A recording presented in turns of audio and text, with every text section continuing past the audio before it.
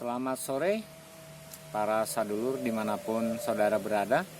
Salam ketemu dengan secangkir kopi pahit. Salam secangkir kopi dan jangan lupa kita ngopi. Sore-sore di kebun kondisi teduh, ya. Mungkin rencana mau hujan, tetapi udara tetap cerah, ya. Walaupun teduh ini tetap ada cahaya matahari dan sinar matahari yang berkelap-kelip di kebun saya seperti bintang, ya. Kali ini kita akan membahas atau sharing bersama tentang korupsi, ya. Karena ternyata korupsi itu ada dalam dunia pendidikan itu sudah lama. Jadi karena ada pemicu saja, ya, bagaimana rektor Unila itu korupsi penerimaan mahasiswa baru, maka kita akan bahas. Ya, sebenarnya ini adalah masalah yang kronis, yang berlarut-larut dari zaman baheula. Sebenarnya korupsi dalam dunia pendidikan itu sudah ada. Nah, kenapa adanya korupsi? Nah, ini yang harus kita pahami. Nah, orang-orang di media sosial cuma bisa teriak. Tapi bisa jadi bahwa kita-kita yang teriak korupsi itu sebenarnya koruptor-koruptor juga, gitu kan. Yang itu yang harus kita pahami, dan kita akan bahas kenapa rektor Unila kan umurnya sudah tua. Iya, artinya sudah seangkatan saya lah. Dan korupsi dalam dunia pendidikan itu sudah terjadi dulu. Ya, jangan-jangan memang bahwa kita memang semua dididik untuk menjadi koruptor sejak kecil, sejak di dalam keluarga. Nah, ini yang tidak mau orang akui, yang tidak mau orang menerima kebenaran bahwa korupsi itu sebenarnya terjadi di mana, awalnya dari mana, gitu kan. Nah, ini yang kita akan bahas supaya kita tidak mengkritik orang yang koruptor, yang jadi koruptor, gitu kan. Mengkritik para dewan, mengkritik para pejabat pemerintah yang korupsi. Jangan-jangan memang kita ajalah orang-orang yang membangun korupsi itu, membangun sistem korupsi, ya, bukannya sistemnya, tapi memang korupsi itu dibangun dari kita. Sejak kita masih kecil sudah dikorupsi, punya mental korupsi. Karena itu ada materi khusus yang mengapa kita punya mental korupsi, dan itu saudara harus simak itu di channel saya ini, ya. Dari mana awalnya korupsi? Ya. Nah, ini yang harus kita pahami. Sebenarnya korupsi itu dimulai dari keluarga, dari orang tua. Jadi jangan heran, saudara, teman-teman saya yang hari ini sudah seumuran 50 tahun, 40-50 tahun, yang adalah para koruptor. Kenapa? Karena memang dari keluarganya dari kecil sudah dididik untuk menjadi koruptor. Ya, sadar atau tidak, kita semuanya sudah dididik dan mendidik anak kita menjadi koruptor, yaitu dari keluarga, dari ayah, ibu, dari keluarga yang lain. Yang selanjutnya baru dari agama. Karena apa? Agama cuma melarang jangan mencuri, tapi tidak mendidik bagaimana caranya jangan mencuri. Kan cuma melarang jangan mencuri, jangan membunuh, jangan berzina, cuma melarang. Tetapi bagaimana itu caranya tidak pernah. Ya. Maaf nih para ustadz, pendeta, kiai. Kan kita biasanya rohaniawan cuma melarang-larang saja. Tetapi bagaimana caranya supaya tidak korupsi? Bagaimana supaya tidak membunuh, supaya tidak mencuri, itu gimana caranya? Ya kan, kalau orang udah kepepet pasti melakukan segala sesuatu. Kalau orang punya keinginan pasti terjadi sesuatu. Makanya di channel ini saya membahas bagaimana kenapa kita bisa korupsi, kenapa kita punya insting binatang, basic insting, ya kan, karakter binatang, dan bagaimana cara mengatasinya. Itu yang harus dilakukan, itu yang harus diajarkan, bukan melarang-melarang. Orang semakin dilarang semakin penasaran. Jangan pegang api, anak kecil disuruh jangan pegang api, akan pegang api karena dia penasaran kenapa nggak boleh, gitu kan. Nah, ini yang harus kita pahami. Nah, setelah agama baru kondisi dan situasi. Nah, jadi ketika orang dilatih untuk menghadapi kondisi dan situasi kehidupan dia, maka sebenarnya dia bisa jadi menjadi orang yang baik, ya. Saya belajar kepada keluarga saya, kepada ibu saya bukan membanggakan, tapi ini yang terjadi. Kami diajar untuk selalu mengalah, kami diajar untuk kenapa tidak boleh mengambil milik orang lain, ya kan? Selalu kenapa nggak boleh, ya. Jadi bukannya dilarang, kenapa nggak boleh, gitu kan? Nah, itu yang harus kita pahami. Nah, contoh ya, ini kan prihatin, ya, seorang rektor korupsi, ya. Ini di Unila. Coba cek lagi di berita. Itu kan di UI juga pernah ada korupsi. Di UIN Jakarta, kalau nggak salah, UIN Jambi kah, UIN Sumut kah, itu semua rektor loh yang korupsi. Nah, jadi itu cuma apa ya, kita ributnya soal politik, pejabat sih, semua dunia pendidikan itu emang korup dari zaman dulu. Saya masuk SMP tahun 86 dan itu sudah ada korupsi. Bagaimana orang-orang yang tadi tidak qualified untuk masuk sebuah SMP negeri, itu orang tuanya pasti nyogok. Jadi orang tua siapa? Orang tua angkatan saya yang sekarang. Wajar dong kalau orang-orang yang seangkatan saya sekarang korupsi, karena dulunya orang tuanya mengajarkan untuk menyogok, menyogok. Ini kan zaman Orde Baru, ya kan? Belum zaman reformasi. Demikian juga ketika saya masuk SMA tahun 89, saya masuk karena prestasi, diterima karena NEM dan sebagainya. Tetapi kemudian, ya, ada teman-teman yang masuk yang belakangan gitu loh, yang setelah sekolah berjalan baru masuklah kelas itu penuh. Dari mana dapatnya? Ya saya tanya, lu bisa masuk kenapa? Ya bapak gue bayar, dulu lu 500.000 zaman dulu, tahun 89.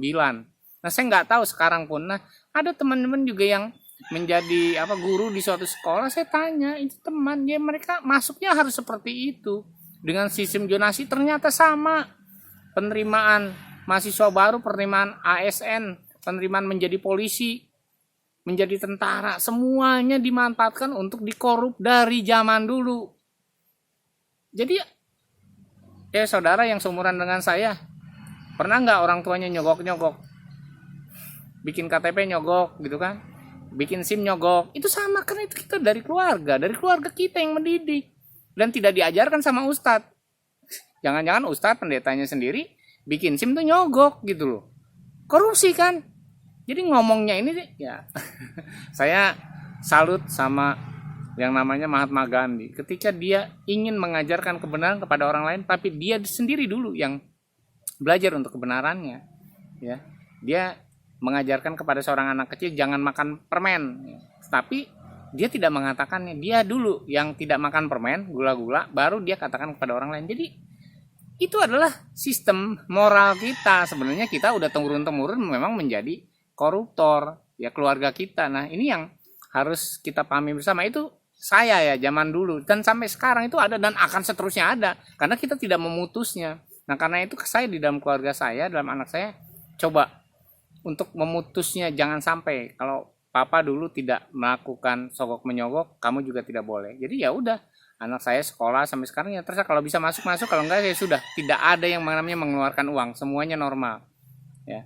Hari-hari ini anak-anak saya juga yang kuliah, saya lihat teman-temannya banyak yang melakukan seperti itu ya, apalagi yang ke negeri kan. Ya. Apalagi ke tempat-tempat sekolah favorit itu ada gitu. Bukan tidak ada dan ditawarkan. Nah, yang lebih lucu lagi sebenarnya dia sudah diterima, cuma ada oknum yang bilang, mau bayar segini nggak? Kau pasti diterima. Kalau nggak dikasih ke orang lain. Nah itu dan terjadi, selalu dan terjadi. Kenapa? Karena memang orang-orang tua kita yang seumuran dengan saya 50, 60 tahun, 40 tahun, memang dulunya pun diajarin korupsi oleh keluarga. Nah mari kita cek nanti. Nah karena itu saya mengajar di Bogor, ya saya di Bogor. Nah saya bicara terus terang. Anak saya itu adalah orang yang sering menang lomba menggambar di sekolah-sekolah ya, dari SD sampai SMP. Ya. Dan itu yang yang menyogok juri, yang kong kali kong dengan juri, itu adalah orang-orang yang fanatisme agamanya luar biasa. Saya marah sama istri saya. Tendang aja tuh orang, nggak berguna. Ya, kita jangan ikut, ya kan? Sampai baru hari terakhir juga, kemarin juga ada yang seperti itu. Jadi kenapa? Dulu waktu anak saya lomba menang kaligrafi dan harus masuk ke kota Bogor, dan di situ juga terjadi kong kali kong dan segala macam, sampai anak saya tuh nangis-nangis. Ya sudah. Kalau kamu memang itu yang penting kamu kerjakan saja. Ini agama loh, Islam. Saya nggak tahu kemarin juga di sekolah-sekolah ya pesantren gitu kan, sekolah madrasah ya, alias segala macam ya, ketika itu ya sama juga untuk nilai segala macam. Ada kong kali kong untuk orang bisa lulus ujian nilai A-nya A, nilai B-nya C, semuanya ada. Jadi dunia pendidikan adalah dunia terkorup sebenarnya. Tapi dari mana? Ya karena dari keluarga kita. Coba kita cek, kalau kita mau bangsa ini tidak ada korupsi, ya balik ke keluarga. Jangan mengkritik, jangan mendemo, mulai yuk. Sama seperti saya, ibu, bapak saya mengajar untuk bagaimana caranya tidak melakukan kejahatan. Bukan melarang, tapi bagaimana caranya supaya tidak berbuat jahat. bagaimana caranya supaya jangan mengambil milik orang lain, tapi bagaimana caranya, bukan dilarang. Ibu dan bapak saya tidak pernah melarang saya untuk merokok, melarang untuk minum minuman, melarang untuk mencuri, tidak pernah. Dia selalu bilang, jangan dulu ngambil punya orang lain, nanti kalau punya kamu diambil bagaimana. Ya saya mikir, nah itu jadi cara. Nah coba kalau kamu ingin sesuatu, berusaha. Nah jadi saya sejak kecil udah dilatih untuk kalau punya uang ya jualan es mambo, jualan nasi uduk, masih SD keliling kampung gitu kan, jualan pisang goreng. Bahkan umur 99 tahun saya udah kerja di sebuah pabrik. Karena saya punya sesuatu, punya keinginan, dan itu yang dilatih oleh ibu bapak saya. Jadi tidak boleh mengambil hak yang bukan haknya kita gitu kan. Nah, itu yang dilatih dari keluarga. Demikian juga anak saya sudah. Kalau orang curang, saya bilang sama istri saya yang mengantar-antar anak saya, biarkan, ditegur saja. Ya kan, tapi ya sudah kan, berarti generasi anak saya ke depan nih yang sekarang SMP nanti akan jadi koruptor juga. Kenapa? Karena orang tuanya terbukti di Bogor loh. Semua. Saya maaf ya, saya bilang orang-orang tua di Bogor sekolah SMP, SD dulu juga semua mengajarkan anaknya untuk menjadi koruptor. Kenapa ya? Dengan sogok menyogok, dengan segala sesuatu. Kita nggak sadar. Ya, makanya saya tidak suka orang demo-demo anti korupsi. Karena kita sendiri dari keluarga sudah dididik. Ustadz, pendetanya tidak pernah mengajarkan bagaimana, cuma melarang. Ya kan? Kita tidak boleh melarang. Tapi setiap orang harus diberi nilai. Kenapa itu tidak boleh? Jangan diancam-ancam pakai neraka gitu loh. Kan kerjaannya rohaniawan itu ngancamnya pakai neraka. Kalau kamu gini, ya tetap aja kan.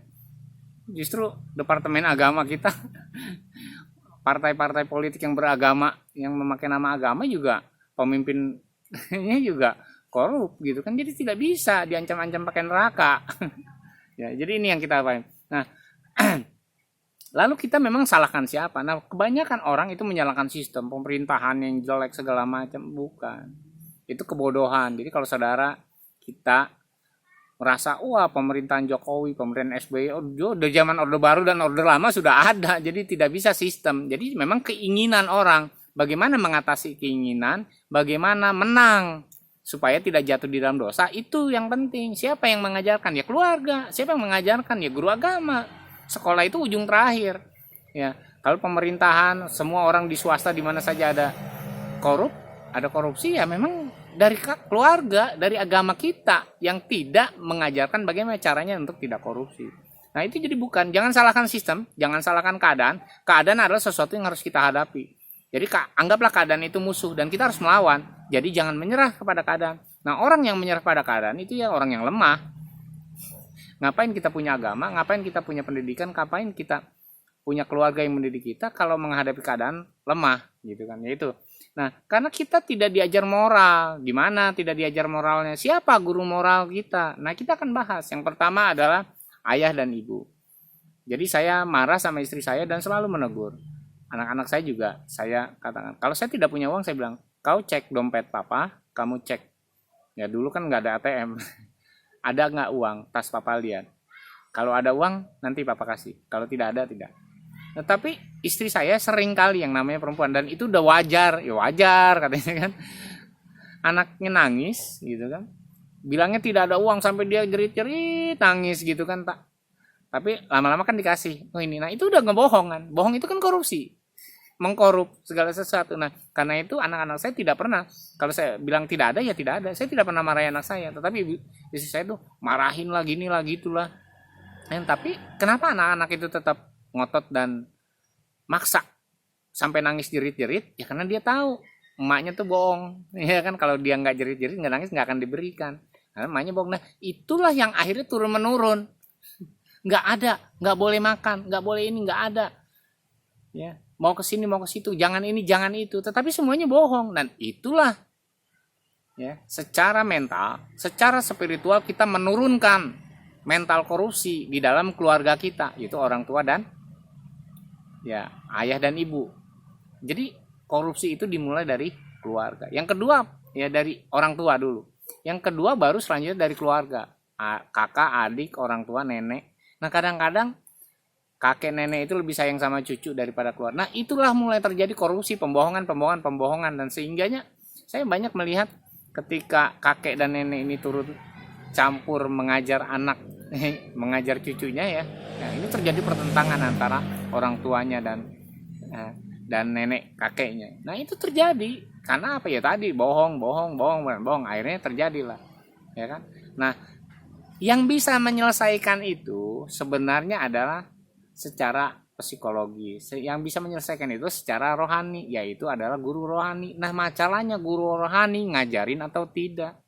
Kan nggak semua orang bisa baca Al-Quran misalnya, tahu ngerti isinya apa.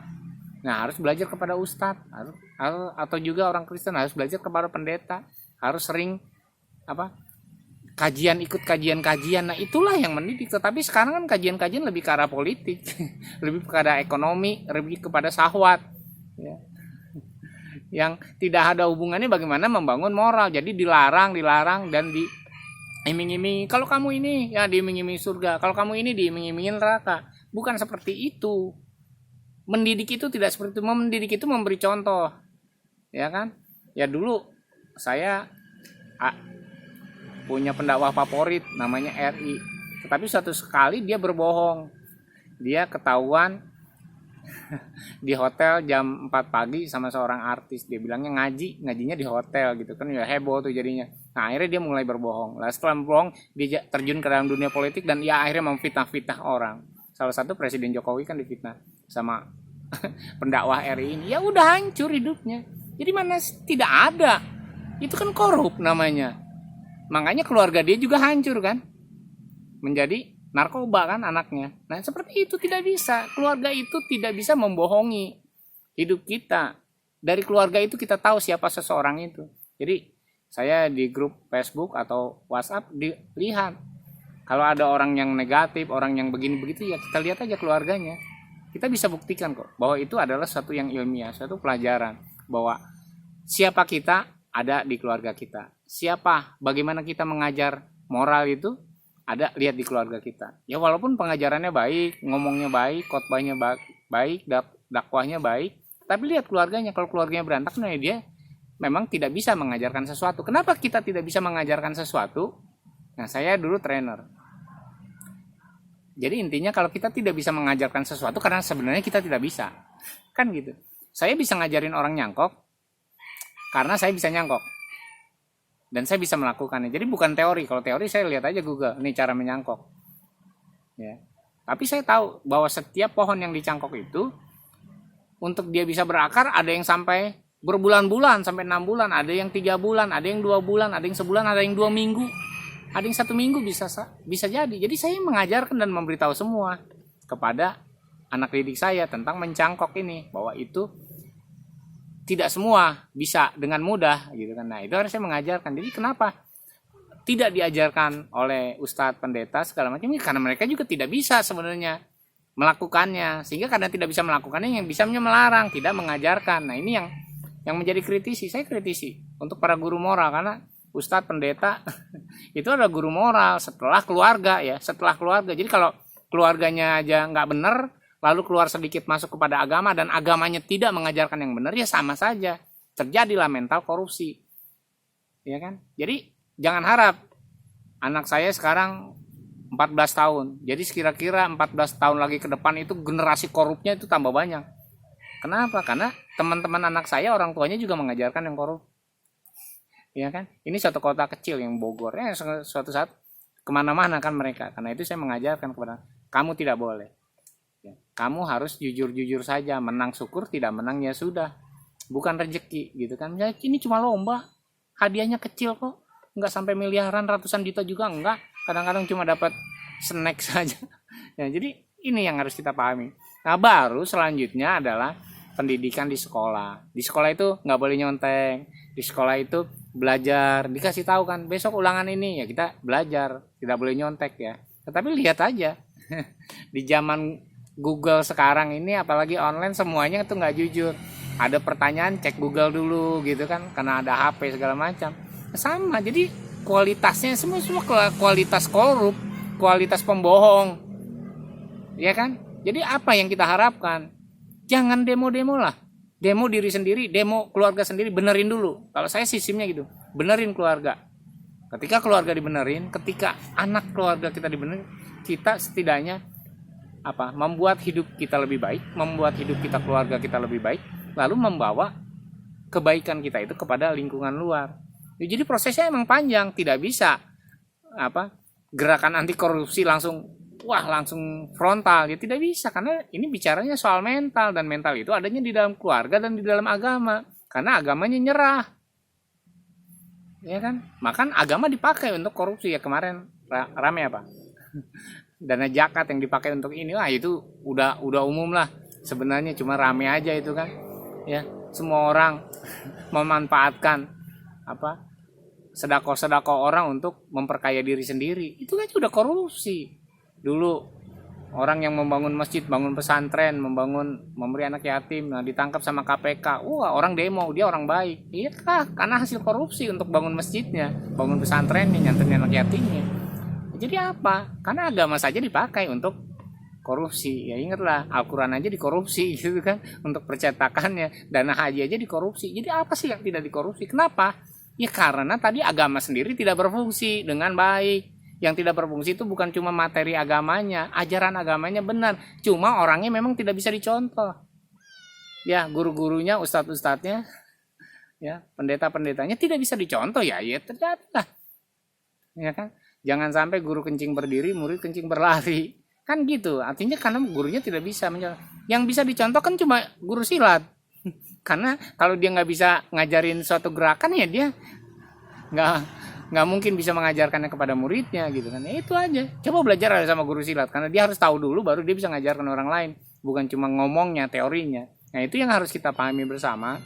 Ya saudara-saudara, yuk mari kita dengan adanya masalah-masalah korupsi di negeri ini dalam dunia pendidikan, ya jadi kalau saya menyimpulkan, ya korupsi di dunia pendidikan, tidak, harusnya dibalik, dunia pendidikan yang mendidik menjadi korupsi, menjadi koruptor gitu kan, menjadi orang. Karena pendidikan dalam keluarga itu pendidikan di dalam agama itu pendidikan di sekolah itu pendidikan, tapi memang dunia pendidikannya itu yang korup, dan memang diajarkan korup sejak saya masih kecil, untuk masuk sekolah aja dikorup ya kan, karena kita punya keinginan untuk yang lebih baik tadi, ya kalau nggak nyogok, kalau nggak korupsi ya tidak bisa nggak bisa masuk sekolah favorit gitu kan. Nah itu yang harus kita pahami bersama-sama. Yuk kita berubah, nggak usah demo-demo di jalan, nggak usah teriak-teriak, nggak usah komen yang jelek-jelek, balik pulang ke rumah, kita ajak anak, istri kita, keluarga kita. Kalau kita belum berkeluarga, ajak ya kekasih kita, calon istri kita, calon suami kita ajak ya. Mulai kita baik, mulai kita belajar bagaimana caranya untuk tidak korupsi. Jangan dilarang korupsinya ya, tapi bagaimana caranya untuk tidak. Nah itu yang harus kita pelajari bersama-sama. Semoga materi kali ini adalah pemicu kita untuk hidup lebih baik, bahwa melarang itu sesuatu yang tidak bisa merubah orang, tetapi kasih solusi supaya kita tidak korupsi itu seperti apa. Nah itu yang harus kita lakukan bersama, mulailah dari keluarga, mulai dari agama. Ya kalau keluarga tidak bisa, ya ke agama. Kalau agama tidak bisa, ya sudahlah, out. Karena moral kita ditentukan oleh keluarga dan nilai rohani. Ya kan, semuanya itu sifatnya duniawi. Dan ya udah, kalau orang sudah kalah sama duniawi, ya nggak usah belajar agama. Agama itu kan mengalahkan dunia. Rohani itu mengalahkan dunia. Jadi kalau dunia itu menang terhadap rohani, ya udah, itu pelajarannya ngaco dan salah, ya kan. Oke, itu saja yang saya sampaikan. Semoga bermanfaat. Semoga ini menjadi titik balik kita belajar untuk tidak korupsi dari rumah.